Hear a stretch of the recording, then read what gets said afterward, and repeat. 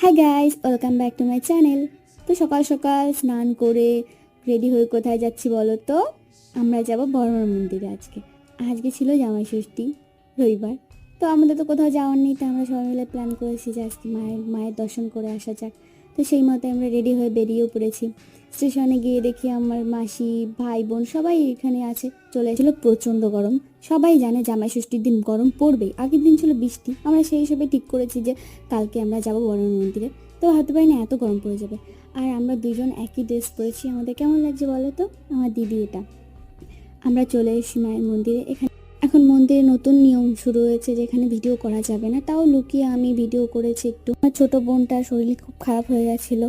ওখান থেকে বেরিয়ে তাড়াতাড়ি করে ওকে কিছু খাইয়ে, জল খাইয়ে সুস্থ করে তারপর আমরা বেরিয়ে পড়লাম বাড়ি। পরে ভিডিও দেখা হচ্ছে তোমার সাথে। টাটা।